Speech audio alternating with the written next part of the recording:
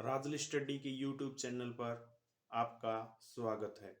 आज हम इकोनॉमिक्स के फर्स्ट चैप्टर एन इंट्रोडक्शन के बारे में पढ़ेंगे और उसके कुछ की पॉइंट्स इस प्रकार हैं। फर्स्ट ऑफ ऑल, अर्थशास्त्र की परिभाषा। अर्थशास्त्र की परिभाषा किसने दी? अर्थशास्त्र के भाग और अर्थशास्त्र की समस्याओं के प्रकार। केंद्रीय समस्या, समस्या उत्पन्न होने के कारण, अर्थव्यवस्था और अर्थशास्त्र में अंतर, अर्थव्यवस्थाओं के प्रकार, बाजार केंद्रीकृत और मिश्रित अर्थव्यवस्था। तो सबसे पहले हम शुरू करने जा रहे हैं अर्थव्यवस्था की परिभाषा। अर्थव्यवस्था की परिभाषा हम एडम स्मिथ की जो दी हुई परिभाषा है उसके अकॉर्डिंग पढ़ेंगे। एडम स्मिथ है जो वो आधुनिक अर्थशास्त्र के जनक भी माने जाते हैं और उन्होंने परिभाषा दी थी धन से संबंधित समस्याओं का अध्ययन करना। धन से संबंधित समस्याओं का अध्ययन करना क्या कहलाता है? अर्थशास्त्र। धन से संबंधित समस्याओं का अध्ययन करना अर्थशास्त्र कहलाता है। यहाँ पर धन का मतलब है जिसको हम कैश में कन्वर्ट कर सकते हैं या जिसका कुछ मौद्रिक मूल्य होता है। अब अर्थशास्त्र की परिभाषा किसने दी? अर्थशास्त्र की परिभाषा अब हमने जो पढ़ी है ये एडम स्मिथ ने दी है। मुख्य तौर पे हम इस चैप्टर के अंदर तीन परिभाषाओं उल्लेख करते हैं। एक परिभाषा एडम स्मिथ ने दी थी जिसको हम धन से संबंधित परिभाषा मानते हैं। दूसरी परिभाषा मार्शल ने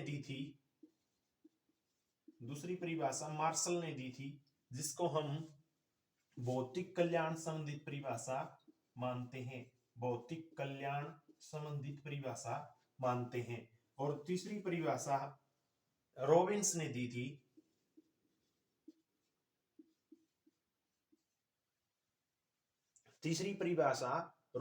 दी थी जिसको हम दुर्लभता संबंधित परिभाषा मानते हैं।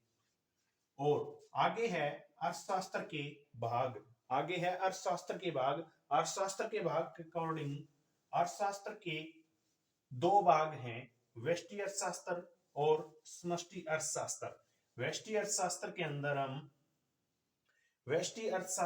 अंदर हम सिर्फ व्यक्तिगत इकाइयों का अध्ययन करते हैं।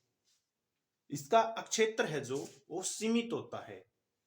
और इसी के अकॉर्डिंग समष्टि अर्थशास्त्र के अंदर हम संपूर्ण अर्थव्यवस्था को एक इकाई मानते हैं, जैसे एक राज्य की अर्थव्यवस्था, जैसे एक देश की अर्थव्यवस्था। और इससे आगे है अर्थशास्त्र की समस्याओं के प्रकार। हमने परिभाषा में ही पढ़ा है धन से संबंधित समस्याएं। तो धन से संबंधित समस्याएं क्या है? जो समस्याएं हैं जिनको हम केंद्रीकृत समस्या भी कहते हैं। केंद्रीकृत समस्या है जो वो क्या है कि जो धन है उसको कहां पर प्रयोग किया जाए, किसके लिए प्रयोग किया जाए, ऐसी जो समस्याएं होती है इनको केंद्रीकृत समस्याएं कहते हैं। और ये समस्याएं आगे लिखा क्या है? समस्या उत्पन्न होने के कारण क्या है? समस्या उत्पन्न होने के कारण है चयन। हमारे पास ऑप्शन ज्यादा होते हैं कि उस धन का प्रयोग कहां पर करें, तो इसलिए उसका चयन। और दूसरा कारण होता है उसका वैकल्पिक प्रयोग। एक कारण होता है कि वे सीमित मात्रा में धन है और हमारी जो इच्छाएं हैं, आवश्यकताएं हैं, वो क्या है? असीमित है। असीमित आवश्यकताओं के कारण भी ये समस्याएं उत्पन्न होती है। तो हम कह सकते हैं कि जो समस्याएं उत्पन्न होती है उसके मुख्य तौर पर तीन कारण हैं। एक तो धन का सीमित मात्रा में होना, और जो इच्छाएं या आवश्यकताएं हैं वो असीमित, और उस धन के हम कई जगह पर प्रयोग कर सकते हैं, इसलिए वे। आगे है अर्थव्यवस्था और अर्थशास्त्र में अंतर क्या है? अर्थव्यवस्था और अर्थशास्त्र में क्या अंतर है? अर्थव्यवस्था है जो, वो लोगों का एक ऐसा समूह होता है जो आर्थिक समस्या, जो ये समस्या उत्पन्न हुई है धन के कारण, इसका सही से निवारण कैसे किया जाए, वो एक निवारण करने वाला समूह, ग्रुप, वो एक राज्य भी हो सकता है, एक देश भी हो सकता है। तो उस पूरे राज्य की एक इकाई को मान के या एक देश की इकाई को मान के हम क्या मानते हैं, उसको अर्थव्यवस्था। अर्थशास्त्र की परिभाषा हमने पहले भी पढ़ ली है। अब क्या है अर्थव्यवस्था के प्रकार। अर्थव्यवस्था है जो, जिसको हम एक राज्य की इकाई के तौर पर या एक देश की इकाई के तौर पर मानते हैं। वो अर्थव्यवस्था तीन तरह की होती है। तीन तरह की अर्थव्यवस्था, बाजार अर्थव्यवस्था, केंद्रीकृत और मिश्रित अर्थव्यवस्था। सबसे पहले है बाजार अर्थव्यवस्था, नंबर 2 पर है केंद्रीकृत अर्थव्यवस्था, और तीसरी है मिश्रित अर्थव्यवस्था।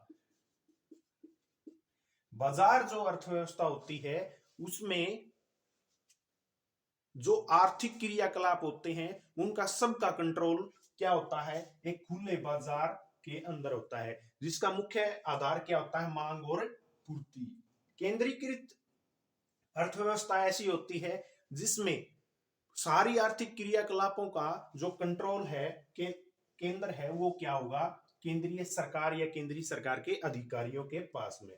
और मिश्रित अर्थव्यवस्था के अंदर जो ऊपर दोनों अर्थव्यवस्थाएं हैं, बाजार अर्थव्यवस्था और केंद्रीकृत अर्थव्यवस्था, इन दोनों का ही मिलाप, मतलब कुछ गुण इसके और कुछ गुण इसके, दोनों शामिल करके जो अर्थव्यवस्था बनती है उसको मिश्रित अर्थव्यवस्था होती है। उसमें कुछ नियंत्रण, आर्थिक क्रियाकलापों पर नियंत्रण बाजार का होता है और कुछ केंद्रीकृत शक्तियों का होता है, इसलिए इसको मिश्रित अर्थव्यवस्था कह सकते हैं।